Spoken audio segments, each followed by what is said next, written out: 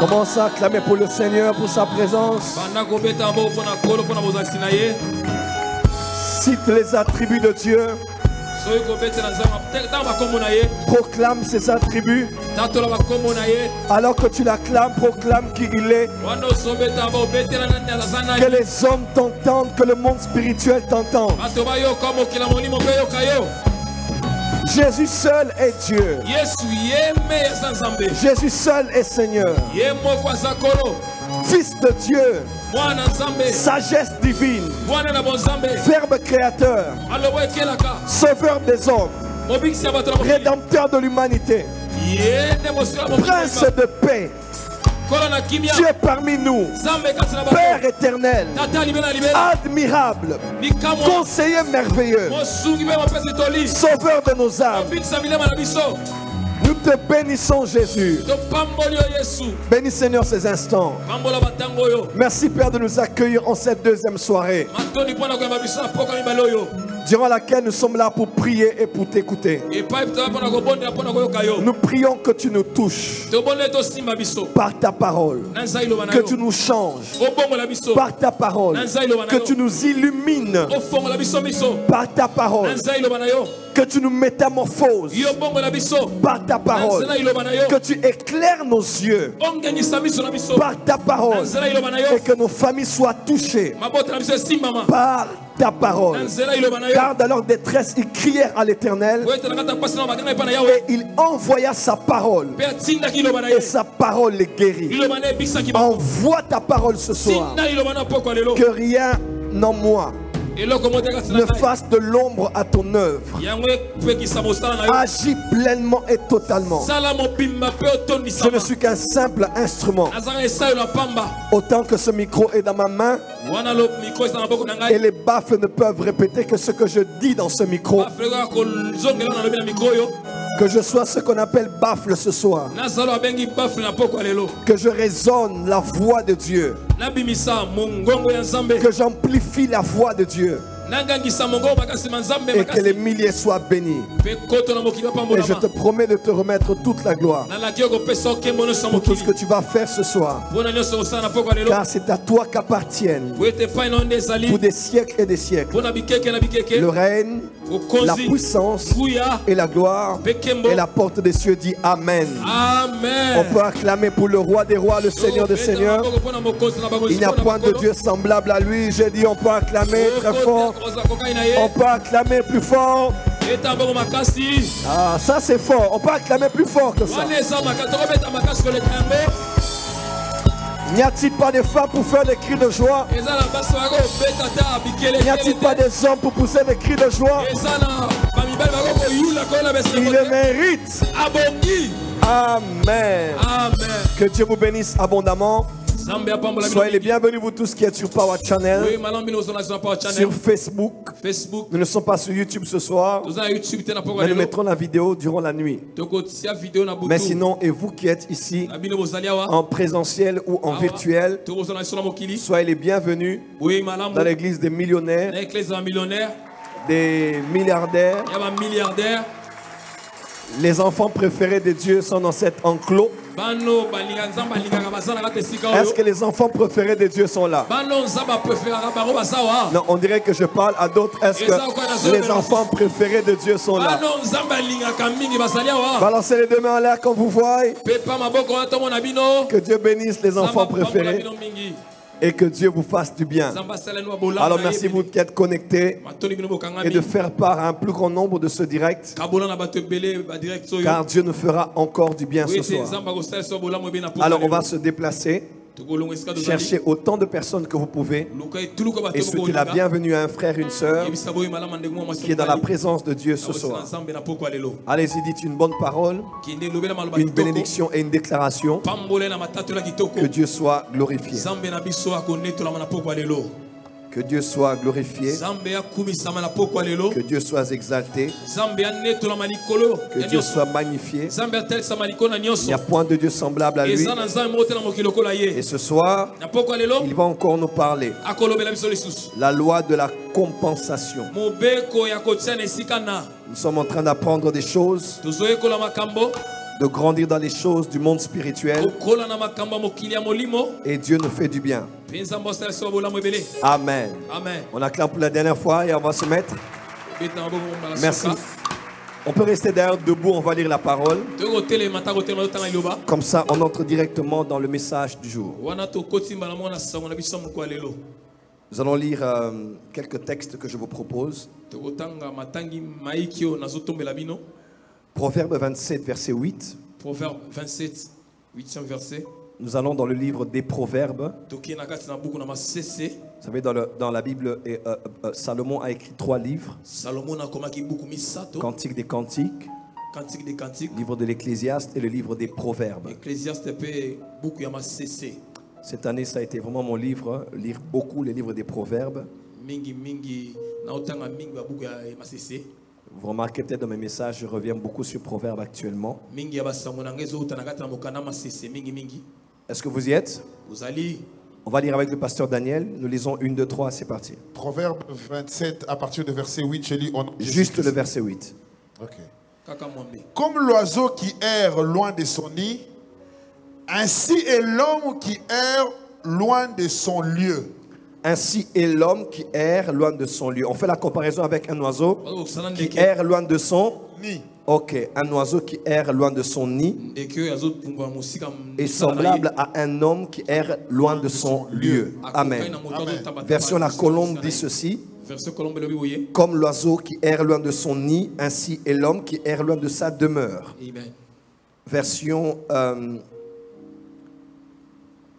Version Parole de Vie dit l'étranger qui erre loin de son pays est comme un oiseau qui erre loin de son nid.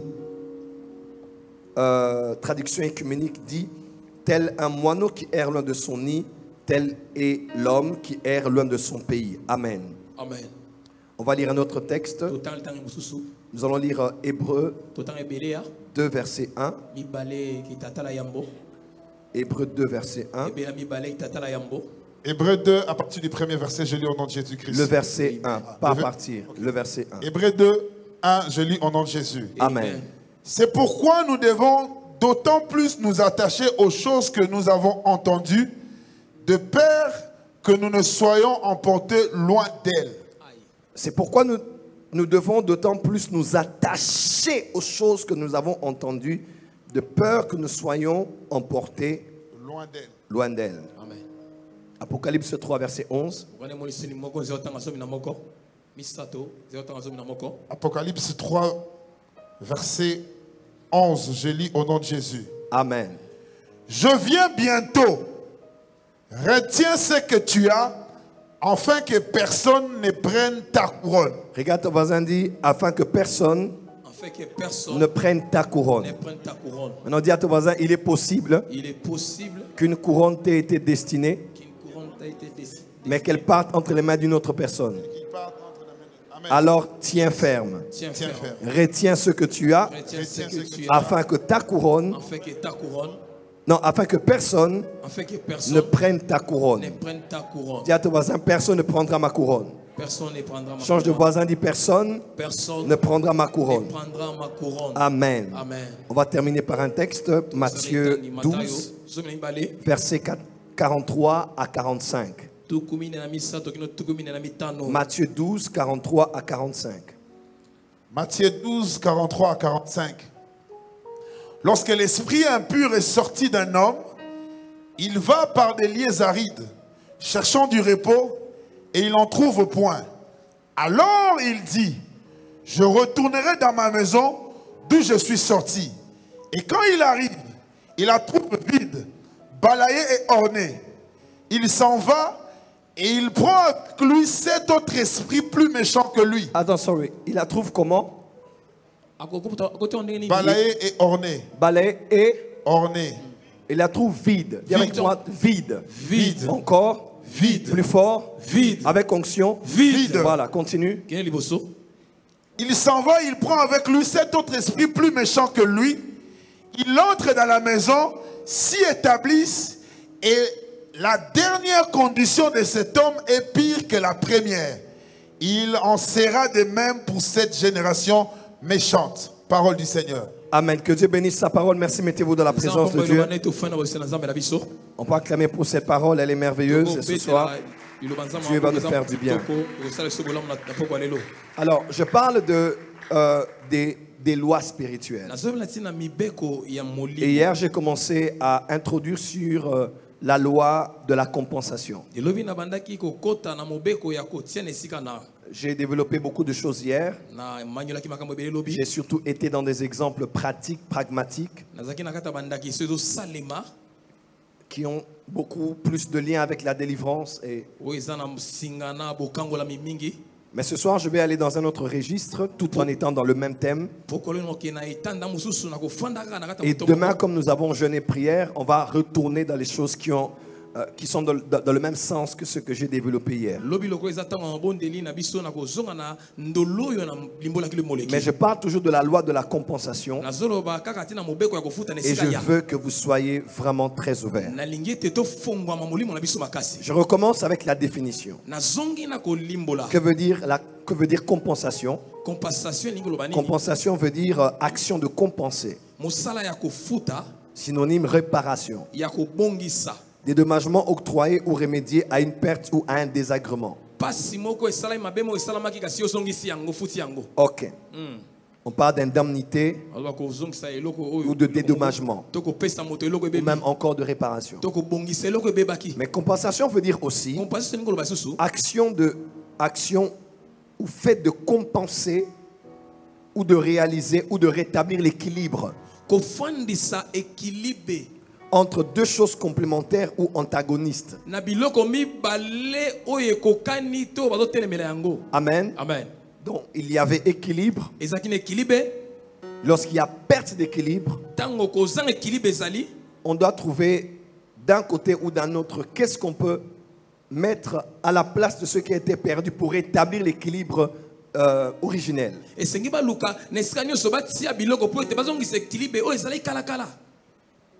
J'ai écrit ceci par définition. On va mettre ça dans le livre. Par définition, j'ai écrit ceci. La loi de la compensation implique que tout vide produit, tout vide qui est produit et qui engendre un déséquilibre, il doit être comblé de gré ou de force par un élément de valeur correspondante pour établir l'équilibre. Là, ce sont mes notes. Réécrivez cela. La loi de la compensation implique que tout vide qui produit un déséquilibre doit être comblé de gré ou de force par un autre élément de valeur correspondante pour rétablir l'équilibre. Par exemple, ici j'ai 2 kilos. On est toujours sur la balance, n'est-ce pas? J'ai 2 kilos ici. Et j'ai, disons, voilà, j'ai aussi 2 kilos là-bas. Ok? Voilà. Donc il y a 2 kilos et 2 kilos. Alors, automatiquement, je vois.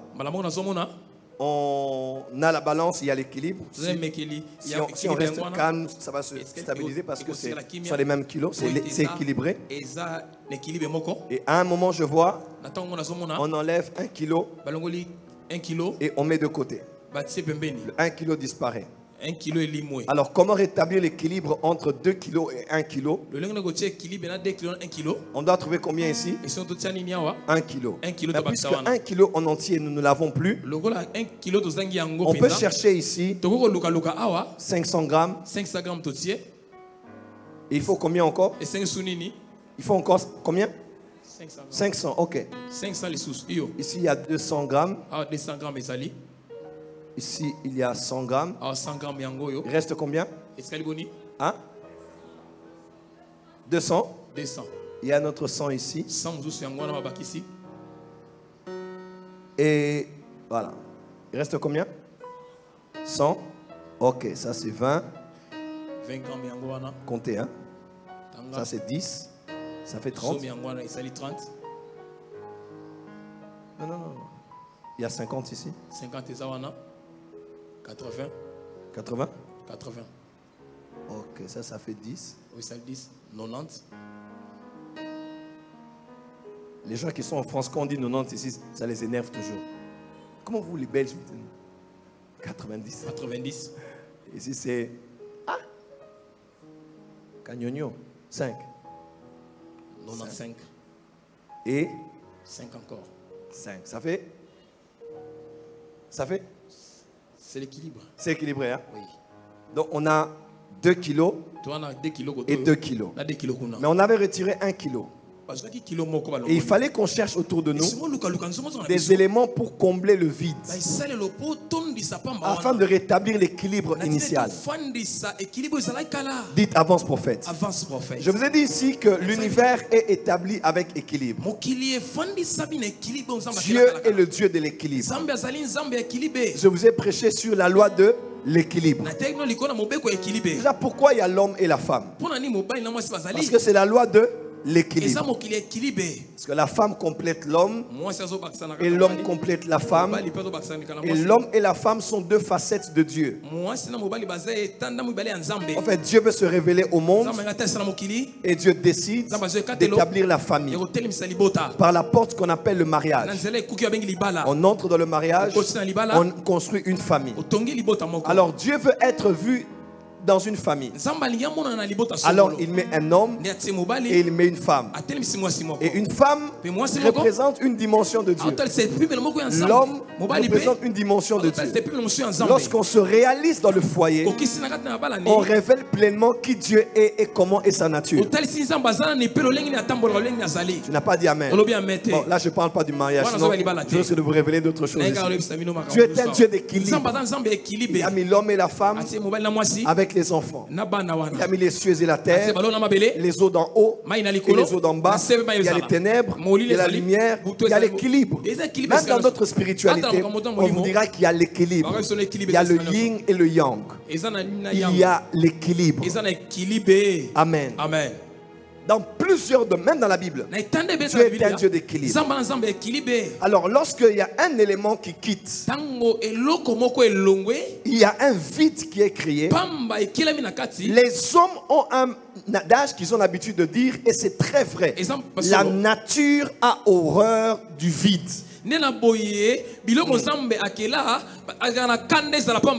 Non, la nature a horreur du vide, oui. Lorsqu'il y a un vide, que tu le veuilles ou pas, avec le temps, quelque chose viendra combler ce vide-là. Il y a quelqu'un avec qui je parlais qui me disait: oh prophète, à un moment il faut quitter les réseaux sociaux. J'ai dit, ça c'est un zèle sans intelligence. Dans les réseaux sociaux on poste tous les jours, parce que la nature a horreur du vide. Si tu veux disparaître, toi disparais, mais laisse l'équipe fonctionner. Il faut être présent, parce que si tu es absent, que tu le veuilles ou pas, il y a des nouveaux visages, il y a des gens qui présentent d'une nouvelle chose. Tu risques de perdre ta clientèle, de perdre ton auditoire, de perdre ton public à force de vouloir créer des vides. Il ne faut jamais créer de vide juridique. Qui part à la chasse perd sa place. La nature a horreur du vide. Le monde spirituel a horreur du vide. Quelqu'un peut dire amen bien. Amen. Dis à ton voisin, Dieu n'aime pas le vide. Dieu n'aime pas le vide. Au commencement même, Genèse 1 verset 1, au commencement, Dieu créa les cieux et la terre. Verset 2. La terre était informe et vide, et l'Esprit de Dieu se mouvait au-dessus des eaux. Puis Dieu dit que la lumière soit, et la lumière fut. Il vit que la lumière était bonne, et il la sépara avec les ténèbres. Il appela la lumière jour, et il appela les ténèbres nuit. Et ce fut le premier jour. J'ai cité Genèse 1 verset 1 à 3. Il y avait un vide et Dieu devait combler ce vide-là. Dis à ton voisin, Le monde spirituel n'aime pas le vide. Les mondes spirituels n'aiment pas les vides. Alors quand un vide est créé, quand il y a un vide, que tu ne veuilles ou pas, le monde spirituel va s'organiser. Dieu va s'organiser. Quand je dis le monde spirituel, vous comprenez, hein? Dieu va s'organiser pour combler ce vide, où le diable va s'arranger pour combler ce vide. On appelle ça la loi de la compensation. Parce qu'un vide a été créé, il faut qu'on trouve un autre élément afin de rétablir l'équilibre. Quelqu'un peut dire amen très fort. Amen. Posez-vous un peu la question. Jésus choisit 12 hommes. Il marche avec eux. Il travaille avec eux. 3 ans durant, il s'investit dans ces hommes. Vous connaissez la Bible. Judas trahit. Il part, il se pend. Jésus meurt, il ressuscite, Jésus souffle sur eux, il dit recevez le Saint, ils reçoivent l'Esprit. Alors Jésus part, l'ascension. Il passe 10 jours après l'ascension de la chambre haute et il priait. Avant le 10e jour, qui tombait le jour de la Pentecôte, de la Tsavouot, le jour de la grande fête, acte 2 quand l'Esprit est descendu, un événement s'est passé dans acte 1 vers la fin. Ils se retrouvent ensemble. Ils étaient approximativement 120, ainsi que la mère de Jésus et les autres. Mais quand ils attendaient la promesse du Père, dans Luc 24, Jésus dit ne quittez pas Jérusalem afin de recevoir ce que le Père a promis. Bon, ils pouvaient seulement prier et attendre la promesse. Ils ont dit non, non, non, non. On ne peut pas attendre la promesse à 11.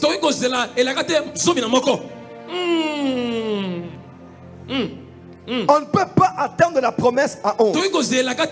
Nous avons réunion avec le maître, mais il n'y a pas 12. Il n'y a que 11. Il y a une chaise vide. On va même jeter le sort et voir entre qui et qui le choix de Dieu se portera. Ils ont même élevé une prière. Écoutez ce que l'apôtre Pierre dit. L'apôtre Pierre dit ceci. Acte 1, verset 24 à 26. Puis il fit cette prière. Seigneur, toi qui connais les cœurs de tous, désigne lequel de ces deux tu as choisi, afin qu'il ait part à ce ministère et à cet apostolat que Judas a abandonné pour aller en son lieu. Que Judas a abandonné pour aller en son lieu. Il tira le sort et le sort tomba sur Matthias qui fut associé aux 11 apôtres. Donc 11 plus Matthias est égal à 12. Pourquoi? Parce qu'à l'époque d'Élie, après que les prophètes de Baal aient prié et que rien ne se soit passé, Élie est venu, il a rassemblé le peuple, il a rétabli l'autel. Et qu'est-ce qu'il a fait? Avant que le feu descende, comme au jour de la Pentecôte, il a pris 12 pierres, pas 11, pas 10. Il a pris 12 pierres. Il n'a pas dit amen. Il a pris 12 pierres, il les a mis ensemble parce que Dieu est un Dieu de mise en place terminée. Avant que le feu ne tombe, avant que le feu ne tombe, il faut 12 chaises, il faut 12 pierres. Avant que l'Esprit ne vienne, il faut 12 apôtres. Il faut que le vide soit comblé, parce qu'on ne peut pas recevoir le feu sans la loi de la compensation qui comble un vide existant. La nature a horreur du vide. Dieu n'aime pas le vide. Demandez à Vachi. Demandez à Vachi. Bon, maintenant je commence à enseigner. Demandez à Vachi. Le roi organise un grand festin. Il est sur son trône. Il y a un trône pour son épouse. Il fait appel à son épouse. Pour une raison quelconque, la femme déshonore son homme au milieu des invités. Le roi dit ce n'est pas possible. On ne peut pas avancer de telle manière. Parce qu'il y a une chaise qui est vide. Le vide n'est pas une bonne chose. C'est un vide juridique. Ça empêche le bon fonctionnement du royaume. Alors organisez un concours. Organisez une compétition. Parce que ce vide doit être comblé. La Bible déclare toute montagne sera aplanie et toute vallée sera comblée. Le monde spirituel n'aime pas le vide. Dieu va faire la compensation. Voilà pourquoi j'ai compris avec Dieu. Nul n'est indispensable. Tu n'as pas dit amen. Nul n'est indispensable. Quand tu n'es pas à ta place, parce que toi tu es le meilleur de ceci. Quand tu n'es pas à ta place, parce que toi tu es la meilleure de cela, Dieu va te montrer. Il est l'éternel Dieu des armées. Même si les hommes ne chantent pas, il y a un vide de louange. Les pierres, les pierres vont commencer à célébrer parce que Dieu n'aime pas le vide. Oh, dis amen que j'avance. La loi de la compensation va combler le vide. Une sœur m'a dit, papa, Dieu m'a dit c'est mon mari. J'ai dit je crois vraiment que c'est Dieu qui t'a dit que c'est mon mari. Mais au cas où, malgré les confirmations que tu as, tel qu'il est là, il ne veut pas croire. Il ne veut pas céder à ce que Dieu veut. Il ne veut pas souffrir à toi. Dieu ne laissera pas un vide dans ta vie. C'est la vérité. Il ne te laissera pas être célibataire parce que l'homme de ta vie a refusé d'entrer dans ta vie. Dieu est le Dieu de la loi de la compensation. Dieu a beaucoup d'instruments. Pour ce vide-là, il peut emmener quelqu'un d'autre de bien pour toi. Il va prendre cette place-là. Il va te rendre plus heureuse que l'homme qui devait être là. Dieu est un Dieu de compensation. J'aimerais dire à quelqu'un qui est ici, quelqu'un t'a quitté, quelqu'un t'a lâché. Je t'informe de la part de Dieu. Ce vide-là, Dieu va le combler. Dans Esaïe, il a dit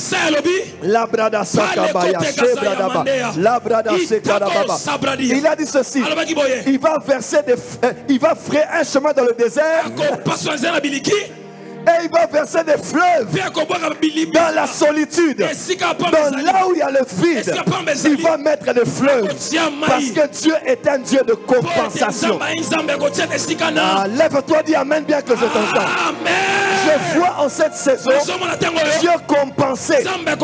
Il ne laissera pas le vide. Il ne laissera pas un creux. Il remplira le creux.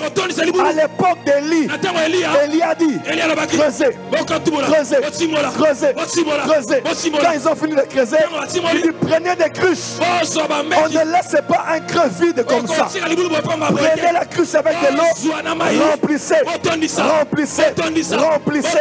Je vois Dieu remplir tous les creux que les hommes ont créés. Ah, dis amen bien. Donc, écoute à ton voisin. Dis à ton voisin la loi de la compensation. La loi de la compensation. Elle t'a quitté. Dieu va compenser. Il t'a quitté. Dieu va compenser. Un client fidèle t'a quitté. Ne pense pas qu'il est Dieu. Avant que tu aies ce client, Dieu était Dieu. Ce client est parti, Dieu reste Dieu. Dans les psaumes, on dit lors du déluge, il était sur son trône. Même si tes affaires passent par le déluge, Dieu est au contrôle sur son trône. J'aimerais dire à quelqu'un, maudit soit l'homme qui se confie en l'homme, mais heureux est celui qui place sa confiance en l'Éternel. Judas est parti, Matthias va venir. Matthias a disparu, Paul va venir. Ah, reçois ton Paul. Reçois ton Paul.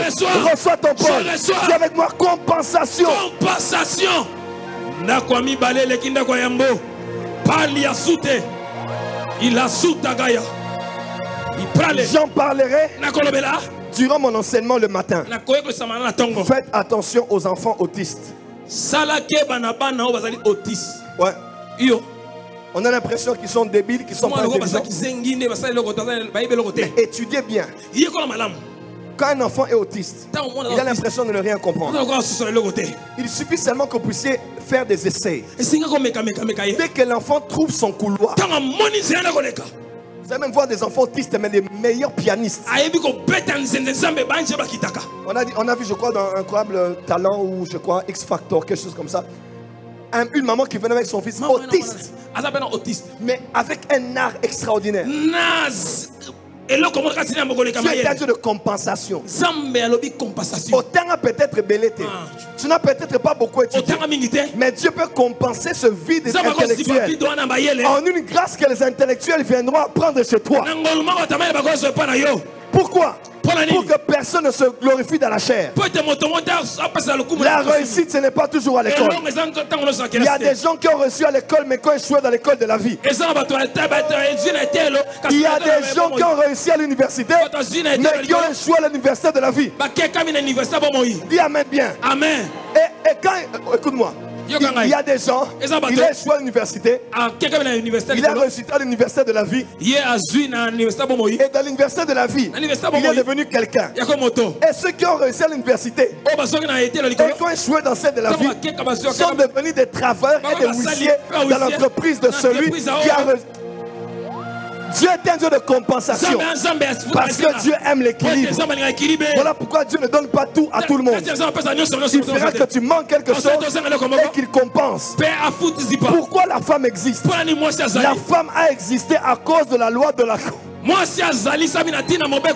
a regardé l'homme. Il dit il ne peut pas être comme ça. Il dit ah Dieu. Dieu vit que l'homme était seul. Il y a un vide juridique. Il y a un vide ici. Il y a un vide là-bas. Dieu dit ah, il faut remplir ça. Et Dieu a fait dormir l'homme. Et il a pris dans l'homme. Dieu ne nous donne rien. Tout ce qu'il nous donne, il le prend substantiellement en nous. Est-ce que je peux expliquer quelque chose? Tout ce que Dieu a à te donner est déjà en toi. Amen.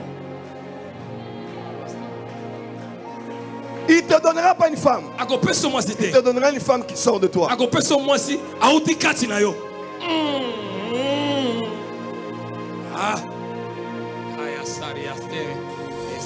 Dieu l'a fait dormir. Je vais prendre pour combler ton vide. Et il a créé la femme. La femme est le résultat de la loi de la compensation. Dieu dit le vide doit être comblé. Je prophétise sur toi. Dieu va combler ce vide. Je parle à quelqu'un ici. Je dis, Dieu va combler ce vide.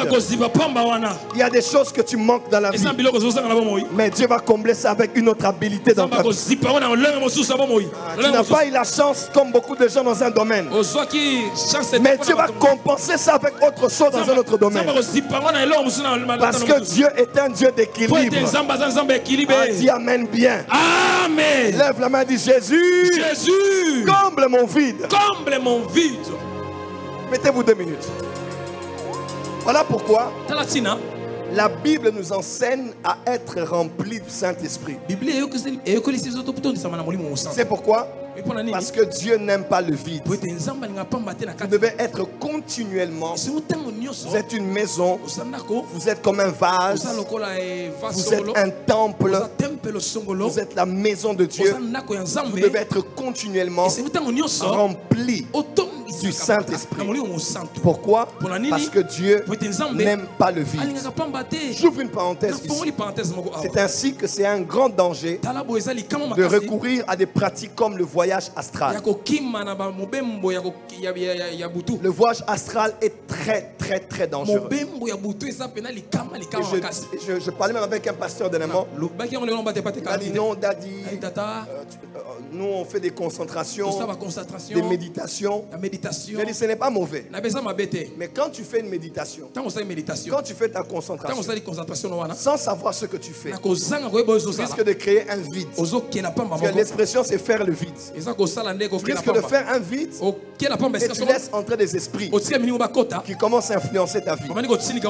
La différence entre l'extase, être ravi en esprit, et le voyage astral réside en ceci. Dans le voyage astral, l'homme fait le vide. Et son être astral, son corps astral, par son âme, en contact avec le cordon d'argent dont on parle dans l'Ecclésiaste, qui le lie avec son corps. L'homme sort de là, mais son corps a dû subir un vide. Et il sort. Et il sort avec son corps astral. Il y a le corps astral, le corps fantôme, qu'on appelle aussi le corps éthérique. On dit que c'est ce corps-là, c'est ce corps qui reste dans les cimetières généralement. L'âme part, l'esprit peut partir, mais il y a une autre dimension de la personne qu'on appelle un corps fantôme, un corps éthérique. J'en parlerai durant les matins ici, quand je parle de l'esprit de mort. Quelqu'un peut dire avance prophète. Avance prophète. Non, dis plutôt avance docteur. Avance docteur. Alléluia. Amen. Alléluia. Amen. Et quand quelqu'un fait le vide, il laisse entrer des esprits mauvais en lui. Voilà pourquoi faites attention au spiritisme. Parce que quand on appelle des esprits, il faut renvoyer les esprits. Quand tu les as appelés, ils sont venus, vous avez parlé, il faut les libérer.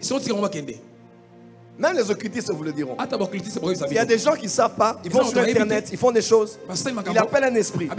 Quand l'esprit est venu, l'esprit est entré par une porte qui l'a amené du surnaturel à venir dans le monde naturel. Maintenant, l'esprit, tu as fini de parler, tu as libéré l'esprit, mais tu n'as pas fermé la porte. Et cette prière, tu l'as faite dans ta chambre. Tu es parti, tu as commencé ta journée. Mais est-ce que tu sais que la porte est restée ouverte? Est-ce que tu connais les esprits qui peuvent entrer par là? C'est ainsi qu'on a beaucoup de jeunes aujourd'hui qui ont touché à l'occultisme. Ils ont fait envoûter leur maison, leur papa, leur maman, leur petit frère, leur petite soeur, parce qu'ils ont créé un vide. Un vide.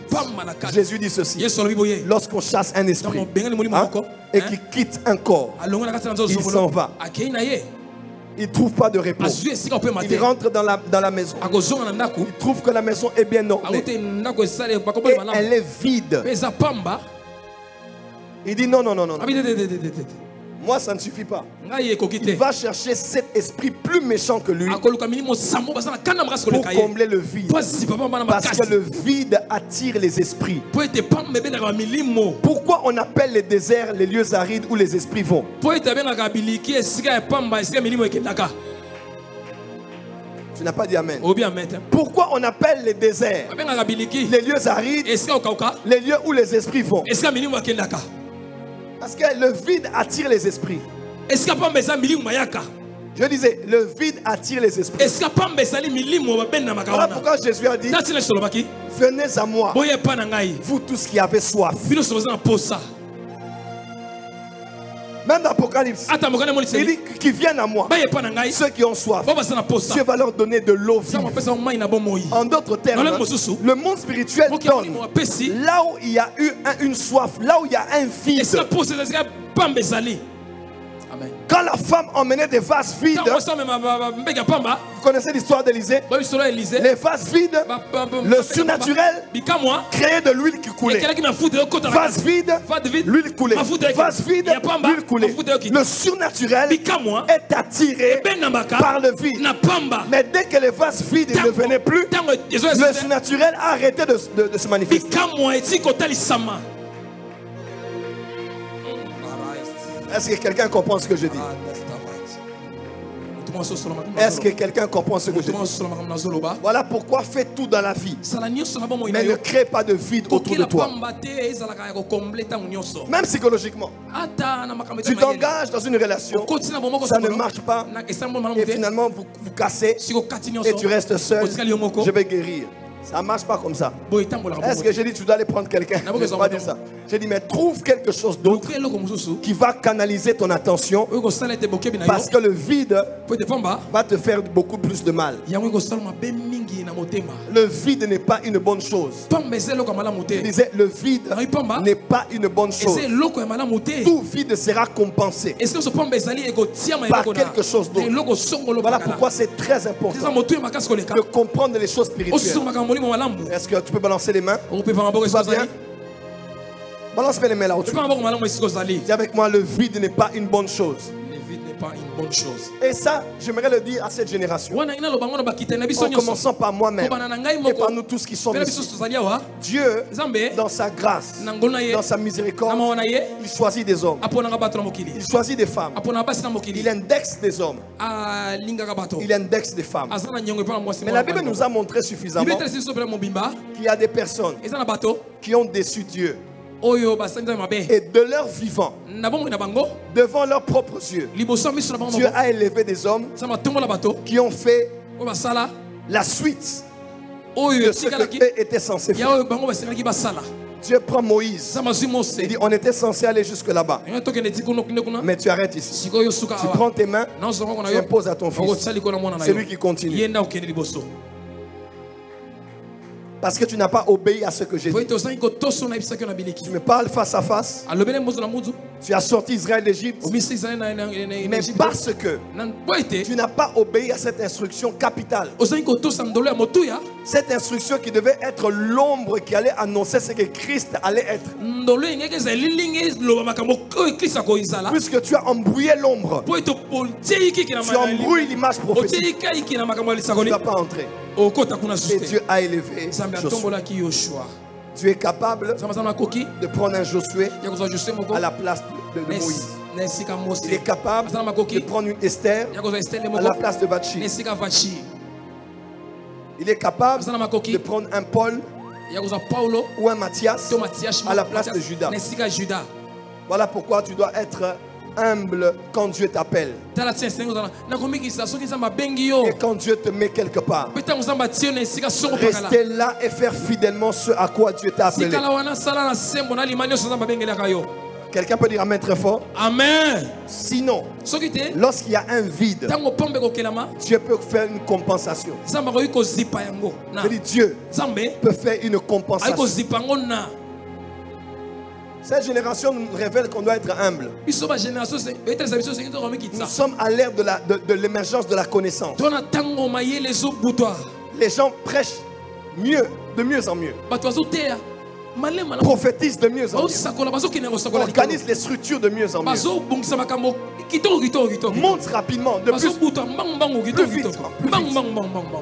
Alors là où Dieu t'a mis, sois humble. Parce que si tu blagues, tu risques d'être disqualifié. Et on met quelqu'un d'autre qui fera ce que toi tu étais censé faire.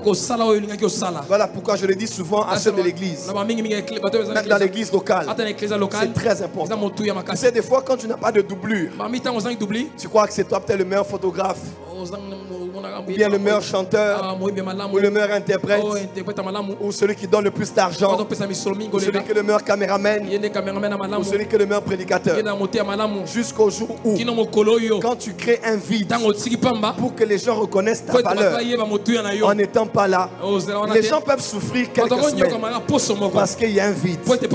Mais Dieu est un Dieu de compensation. On ne va pas comprendre une sœur qui chante grave, un frère qui chante plus mieux, un caméraman qui est caméraman, monteur, réalisateur, il fait tout à la fois.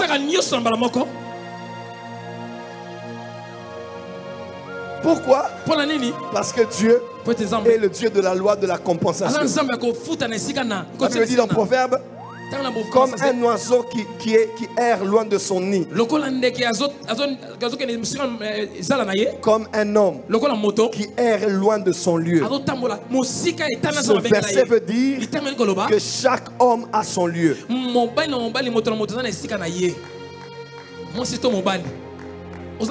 Chaque homme a son lieu. Chaque femme a son lieu. Prenez Zacharie, pasteur Daniel.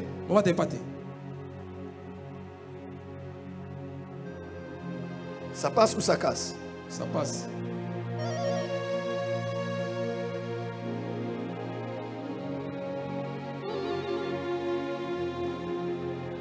« 6 verset 12.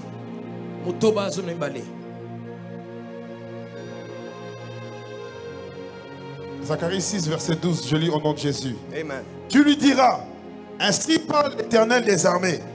Voici un homme dont le nom est germe. Un homme dont le nom est germe. Germera dans son lieu. Ah! et bâtira le temple de l'Éternel. Parole du Seigneur.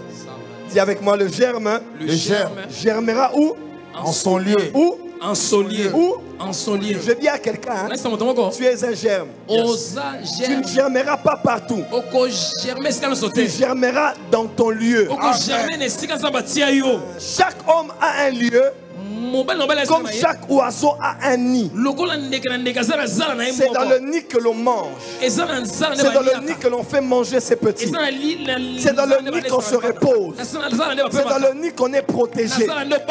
Chaque personne a un nid. Et dans l'église corps du Christ, chaque fidèle a un nid, un pâturage. Là où Dieu t'a placé. Ne sois pas comme ceux qui volent ici, qui volent là-bas. Non, non, non. Même après avoir volé, on doit rentrer dans son nid. C'est très important. Amen. En 2017, je vais à Abidjan. Le bishop Amazou m'invite. J'interviens dans sa prédication, dans sa conférence. J'étais avec Pasteur Daniel. Je voyage avec Daddy SP dans le même avion. C'était 2017. On arrive à Abidjan, grande conférence. Et Dieu s'est servi de votre humble serviteur de manière très remarquable. Alors, il me réinvite au mois de décembre à la bénédiction de l'Alliance. J'arrive et il me dit, Joël, tu as une grâce extraordinaire. J'ai l'impression que le Congo ne reconnaît pas ta valeur. Pasteur Daniel est là. Le Congo ne reconnaît pas qui tu es. Le Congo, vous n'avez pas d'argent, vous n'êtes pas bien organisé. Moi, je propose que tu ailles en France. C'est chaud. Que tu ailles en France. Tu arrives en France. Il dit, toi, avec la grâce que tu as, le charisme que tu as, tu bâtis œuvre à Paris. Il dit, tu auras plus de résultats que les efforts que tu fais, que je vois et que tu fais là. Il m'a dit, je veux que tu pries. On va prier Dieu. Parce qu'on peut t'organiser même de partir à partir de la Côte d'Ivoire. Ouais, c'était chaud. Je regarde Panama. Je regarde la Gombe, Montabor.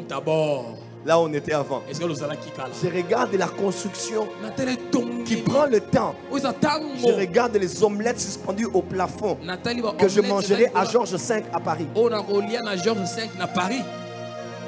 Je regarde les Bikedi.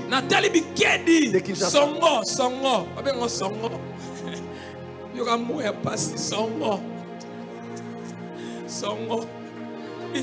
Bizarre, son nom.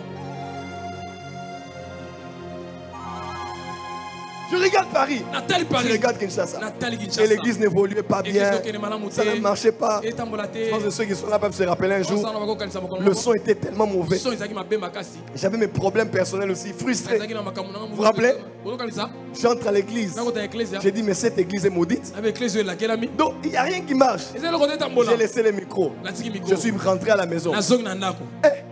Dati a laissé le culte. Maintenant, qui va oser prendre les micros de Dadi? J'étais fâché contre tout le monde. Les collaborateurs, tout le monde. J'ai dit, Seigneur, je vais laisser cette église, je vais même aller au Canada. Parce que ces gens, donc, dehors on me respecte. Mais ici on me prend comme si j'étais un diamant fondu au prix des cacahuètes. Tout le monde a commencé à écrire. Papa, Christelle, tu te rappelles? Papa, pardon. Bon, les gens connaissent ma faiblesse, c'est aussi ma mère. Elle est venue là-bas. Je me rappelle, j'habitais dans une maison qui faisait sortir circonstanciellement des cafards. Donc, on me voyait à Abidjan, Dadi, prophète, tout ça. Mais c'est quoi? Pasteur Daniel a aussi été avec moi là-bas, n'est-ce pas mon fils? Les cafards. Il fallait désinfecter la maison. Frère, quand tu vois Paris, c'est quoi? Tu vois les manteaux, les cols roulés, la neige. Ah, neige. Malili. Aïe. Moto na moto. Lungetu. Tu regardes les boulangeti. Et tu regardes le chauffage. La doudoune. Comment on est Doudoun. Doudoun. Alors, Boulangeti. Tu regardes les babouches de chambre avec la tête de lapin et tu regardes les lipapa. Ouais. Sokopao.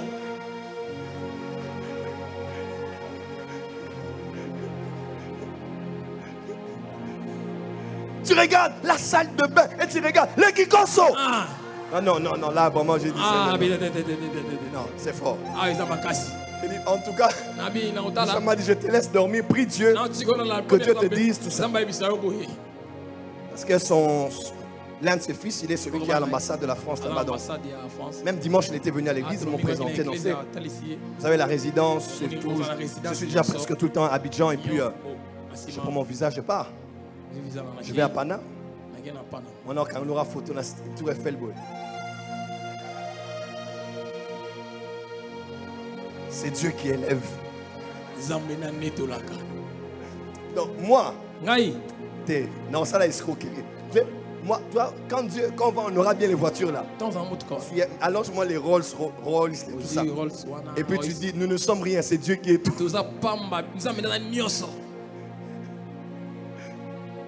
J'ai prié et Dieu m'a dit, je te veux encore au Congo. C'est ton lieu. Frère, combien de fois on m'a proposé d'aller rester ailleurs? Moi je te dis, mais quelqu'un comme moi, frère, je suis allé en Belgique. J'ai reçu pendant une semaine. J'avais à peu près 20 000 $ simple comme ça. Donc les gens viennent, on te donne l'argent, les montres, les chaussures, les vestes, les avantages. Papa, laisse les Congos, viens ici. Je n'ai pas prêché. L'argent venait. Mais quand tu reviens ici, Daddy, le groupe électro, mais les germes germeront en son lieu. L'important, ce n'est pas être là où tout va bien, mais c'est d'être là où Dieu est. Amen. Amen. Parce qu'il se peut que là où Dieu est, que les choses n'aillent pas bien. Mais rappelle-toi de l'histoire de Ruth et de Naomi. Ils ont vu que Bethléem n'allait pas bien. Ils ont laissé la maison de pain. Parce que Bethléem veut dire la maison de pain. Parce que le pain était absent. Il peut arriver que le lieu de ta destinée porte un grand nom, mais la réalité est misérable. Mais laisse-moi te dire, la prophétie qu'il y a dans le nom, le pain finira par revenir à Bethléem. Congolais, nous sommes ici à on va réussir ici. Les jets privés ici. Les rôles c'est ici. Les maisons ici. Les parcelles ici. Les germes germeront. Est-ce que les germes sont ici? Lève-toi, dis Amen. Lève-toi, dis fire. Lève-toi, fais fire. Est-ce que les germes sont ici? Ce que j'aime, la loi dit, la terre détermine l'avenir de la semence. Mais la loi spirituelle dit, la semence peut métamorphoser la terre.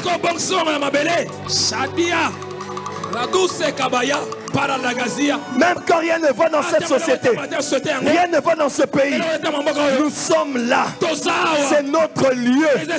On va réussir ici. Acheter les télévisions ici. Acheter des appartements ici. On va rester ici.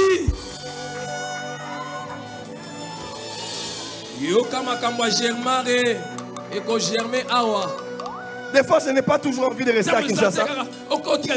Je pense si parti, je reste. Mais quand je suis là-bas, c'est bien. On m'aime, on m'honore. J'ai mon bureau en face de l'Union européenne. J'ai un bureau juste en face de la Galerie Lafayette. Frère, Galerie Lafayette. GFT Ministries est enregistré sur 66 rue des Champs-Élysées.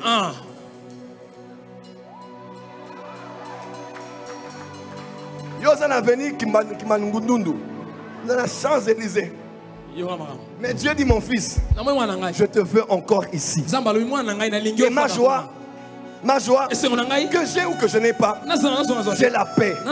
Parce que je suis là où Dieu me veut. Et je veux réussir là où Dieu a voulu que je sois. Dis à ton voisin, le germe germera en son lieu.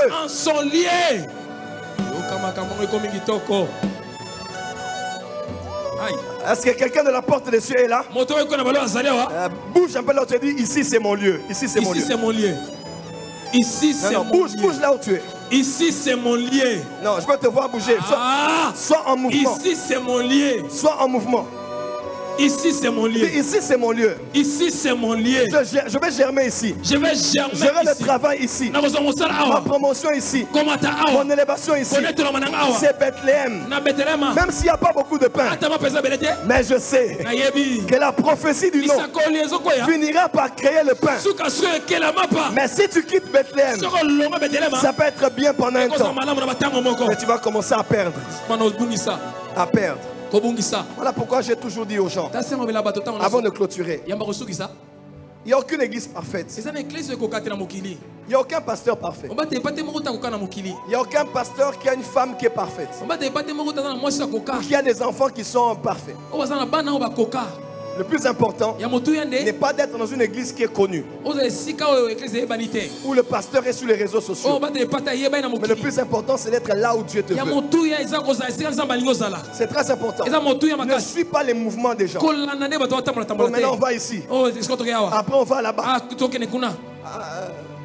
Après, on regarde d'abord. S'il y a encore quelque chose, on part. Quand tu connais ton lieu, tout peut être agité. Mais en toi, tu n'es pas agité du tout.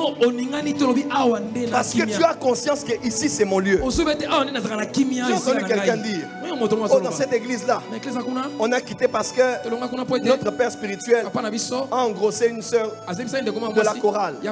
J'ai dit aux gens, ou bien un frère une sœur de la chorale a été engrossé. Est-ce qu'on encourage le péché? Non. On ne peut jamais acclamer ça. Mais je disais à la personne, si ton père a votre maman pour femme et qu'il a un enfant hors mariage, vous l'avez déjà régné pour autant? Si ta propre soeur a été engrossée, la mienne a eu un enfant avant le mariage, ma petite soeur cadette. Est-ce que c'est parce que ça lui est arrivé que moi je l'ai régné, ce n'est pas ma soeur? Non, parlons-nous véritablement. Si ton propre frère engrosse une soeur, une femme dans le quartier, est-ce que tu vas dire que ce n'est plus mon frère pour ce temps? Non, parce que le lien du sang, le lien du nom est plus fort que ce qu'il a commis comme erreur. On donne des conseils, on récupère l'enfant. C'est notre sang, on récupère l'enfant. Mais bien même on les récupère. Mais à l'église, la sœur a été engrossée. L'église des péchés. Alors, nous sommes dans quelle famille? À l'église, on est lié par le sang qui est plus que le sang de nos parents de malédiction. On a le nom de Jésus qui nous unit plus que ces noms-là qui ont des liens de réclamation. Soyons sincères entre nous, entre nos églises, la famille de l'église et nos familles biologiques qui nous ont créé le plus de problèmes dans la vie. Quand on dit sorcellerie qui te réclame, ça vient de l'église. Quand on dit lien de célibat, ça vient de l'église. Quand on dit au lien de femme mari de nuit, c'est à l'église que tu as eu ça. Mais des fois, on est plus dur envers l'église qu'on ne l'est envers nos propres familles, qui ont été à la base de nos problèmes. Quand c'est ton lieu, c'est ton lieu. Amen. Quand c'est ton lieu, c'est ton lieu. C'est vrai ce que je dis. Hein? C'est vrai. Et à l'église, on n'a pas ce lien-là solide de dire que c'est mon lieu. Les gens, un pied ici, un pied en attendant. On ne sait jamais si on essaie de voir encore. Comme un homme, comme un oiseau erre loin de son nid. Comme un homme erre loin de son lieu. Que Dieu bénisse sa parole, que Dieu bénisse sa parole.